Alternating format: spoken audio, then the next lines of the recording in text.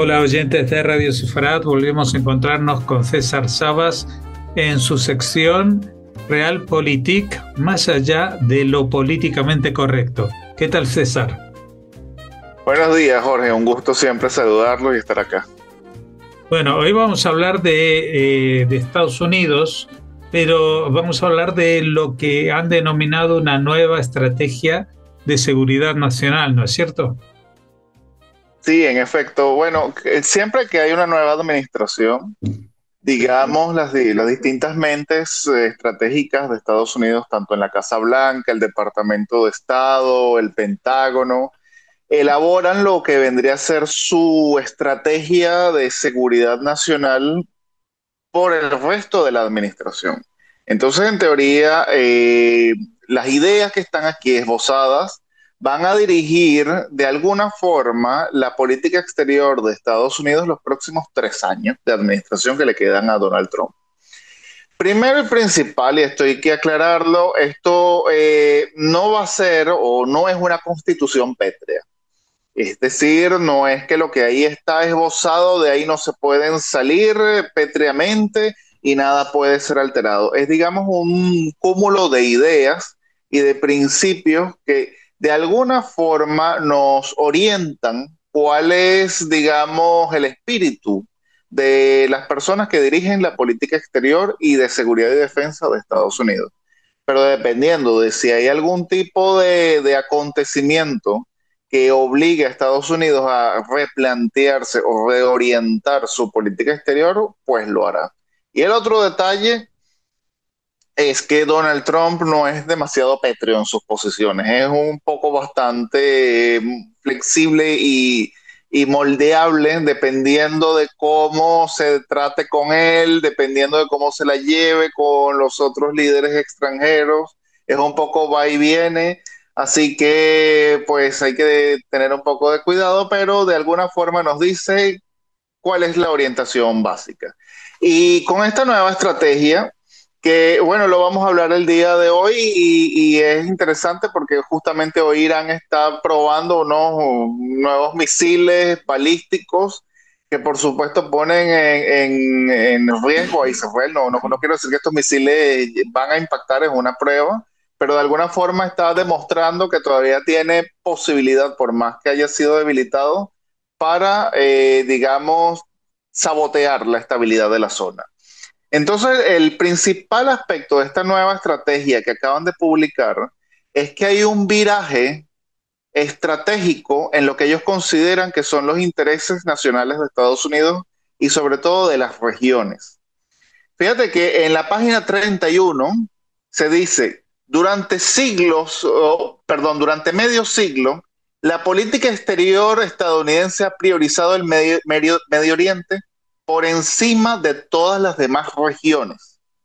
Y luego continúa diciendo que las razones eran la inestabilidad del Medio Oriente, el terrorismo, digamos, un punto constante de guerras y de conflictos, pero luego dice, hoy al menos dos de esas dinámicas ya no se mantienen. ¿Cuáles son esas dinámicas? Estados Unidos ya se ha convertido en un fuerte productor de energía, tanto de petróleo como de gas, y de hecho ya ha pasado a ser exportador de energía, así que eso hace que esta región importe menos para la seguridad nacional de Estados Unidos, puesto que ya no depende de la importación de energía del Medio Oriente para mantener su economía a flote. Y el otro aspecto es que ellos van a considerar que el Medio Oriente ya no es una fuente de inestabilidad global como lo era en el pasado. Y una de las cosas que ellos van a citar es los acontecimientos que se vienen produciendo a partir del 7 de octubre. Que si bien el 7 de octubre inicia con un ataque terrorista a gran escala contra Israel y continúa con toda esta tragedia humanitaria que hemos visto en Gaza y las guerras en el Medio Oriente, ha finalizado con un fortalecimiento de Israel en la región y un debilitamiento general de Irán. Si bien continúa el régimen de los ayatolás, el régimen de los ayatolás ha sido considerablemente debilitado. Así que estas son razones que ellos esbozan, los norteamericanos, para decir, ya el Medio Oriente ya no hay este problema de yihadismo que lo había, ni hay un Irán tan fuerte que desestabilice, ya no nos afecta tanto lo que suceda en el Medio Oriente. Y de hecho, continúan diciendo que más bien el Medio Oriente se va a transformar en una zona para llegar a acuerdos e incluso cooperación con nuevos países que van a ayudar a Estados Unidos en distintas tareas, no solamente a nivel de seguridad, y aquí esto lo relacionamos con la venta de, o la posible venta de F-35 a Arabia Saudita, que aún pues hay todo un proceso que tiene que ser llevado a cabo, tiene que ser aprobado por el Congreso, tiene que haber un debate, pero digamos que ya tiene el visto bueno de Trump, convertir a Arabia Saudita y otros países en aliados de Estados Unidos, pero no solamente aliados como en el pasado, sino que ahora también sean proveedores de seguridad y que cooperen activamente con la política de seguridad y defensa de Estados Unidos. Y el otro detalle es que pues los iraníes han sido completamente diezmados. Entonces, desde este punto de vista, y de paso, ya el Medio Oriente no está siendo visto como una zona netamente productora de energía, sino inclusive una cooperación económica más allá, como lo está queriendo hacer ver el actual príncipe heredero de Arabia Saudita, Mohammed bin Salman, eh, potencialmente industrializar el reino, abrirlo al turismo, inclusive a la inteligencia artificial. Al menos eso es lo que está sobre el papel en la estrategia. Pero culminan diciendo en esta estrategia que de ninguna forma debe ser visto como que Estados Unidos va a abandonar el Medio Oriente, ni tampoco es que se quiere digamos, deshacer por completo con los acuerdos y los compromisos que tiene el Medio Oriente, sino que debido a las dinámicas que hay, pues Estados Unidos se reorienta a otras regiones. Muy interesante que en la estrategia de seguridad nacional se le da la mayor cantidad posible de páginas para hablar del hemisferio occidental, es decir, del continente americano, y lo estamos viendo con el despliegue en el Caribe, y sobre todo la región del Indo-Pacífico. La región del Indo-Pacífico es todo el Océano Pacífico y las zonas tropicales del Pacífico. Es decir, desde India, el estrecho de Malaca, China, todo eso, ahí es donde viene a ser, digamos, la gran competencia entre China y los Estados Unidos. Entonces ahí, digamos, esa disminución de la importancia de Estados Unidos para la región. ¿En qué puede afectar a Israel eso? Bueno, en primer lugar, creo que ha habido una exageración a veces que yo he escuchado de que Estados Unidos está en proceso de abandonar el Medio Oriente, inclusive Israel, nada de eso.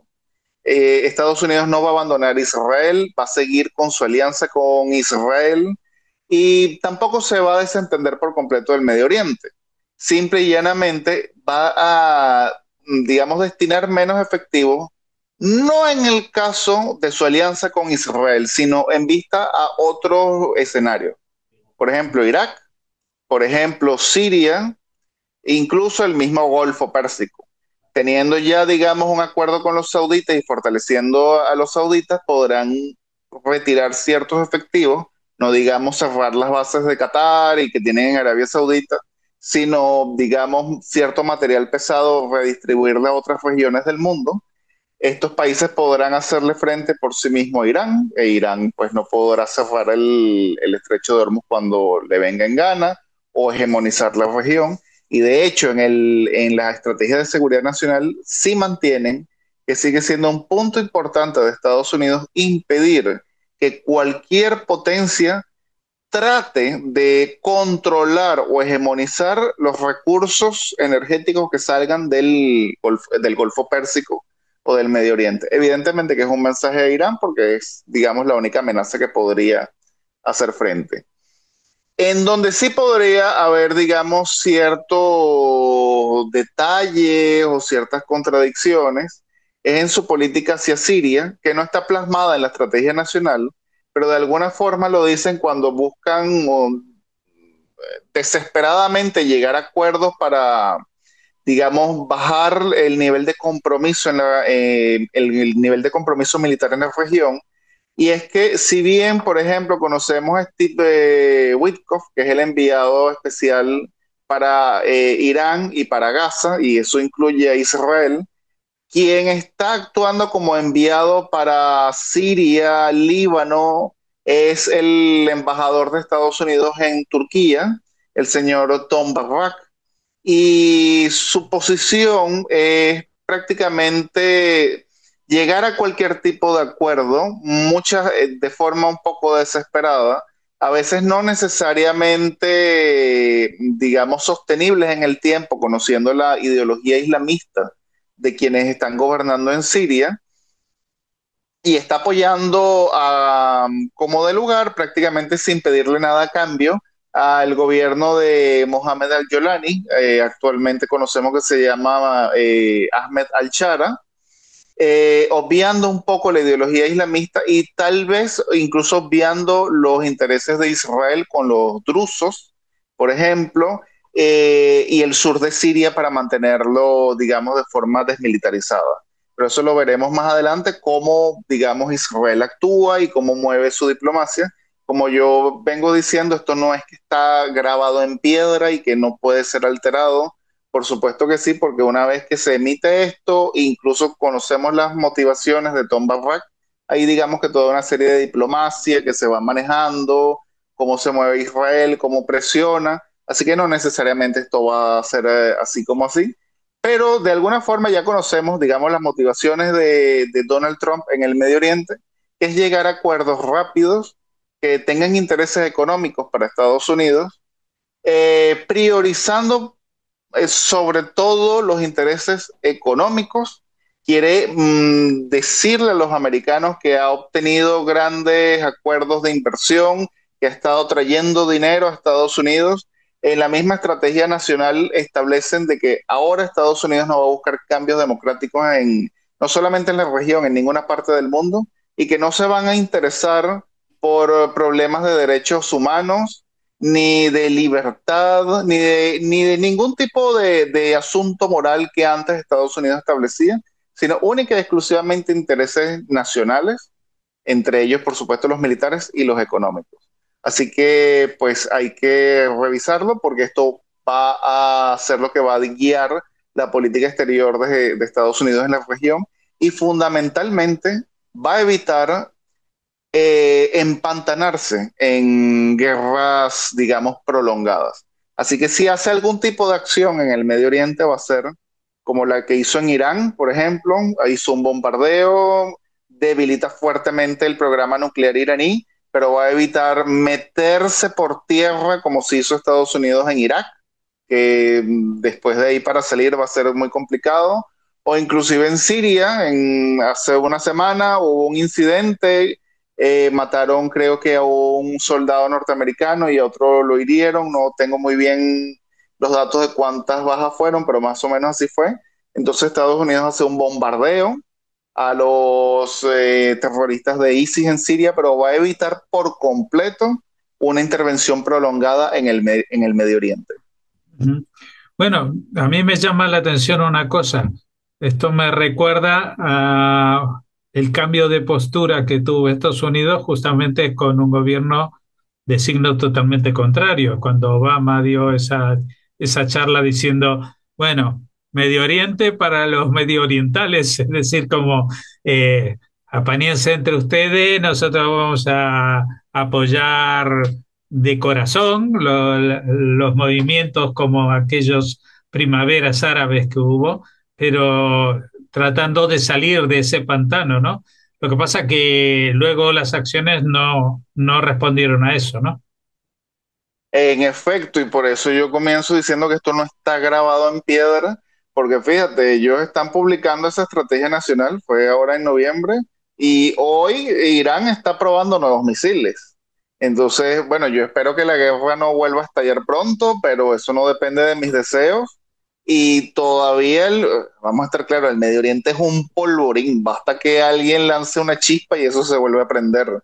Esa es la intención de Trump, evitar más, digamos, compromiso con el Medio Oriente, pero eso no quiere decir que lo van a dejar.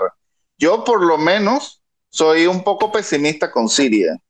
A ver, hay un yihadista que está gobernando en Damasco, que en estos momentos se está portando bien, se pone un traje, se corta la barba, le da la mano a la gente, pero desde que llegó ya ha hecho dos masacres a civiles. Y de hecho, el terrorista que hizo el atentado contra este convoy americano trabajaba en el Ministerio de la Defensa de Siria, es decir, era uno de sus hombres. Y ahora le echan la culpa a ISIS, pero era uno de sus hombres. Es un gobierno yihadista. Entonces, cosa de tiempo, yo no sé decir cuándo lo van a hacer, pero es cosa de tiempo que hagan algún tipo de acción. Quizás no un atentado en Estados Unidos, pero algún tipo de masacre, por ejemplo, un ataque contra los kurdos, que son aliados de Estados Unidos y obliga a Estados Unidos a responder, u otro ataque contra los drusos, y Israel tenga que responder, y Estados Unidos tenga que elegir entre su estrategia de seguridad nacional, que no es pétrea, o su aliado, pues ahí las circunstancias se van a imponer. Así que es muy probable que esto no se dé tal cual. Bueno, vamos a tener que esperar porque, entre otras cosas, si hay una ciencia que no es exacta, es la futurología política. Muchas Exactamente. gracias por habernos atendido, César, y hasta la próxima, que ya será en el 2026. Por supuesto, siempre un gusto y felices fiestas a todos.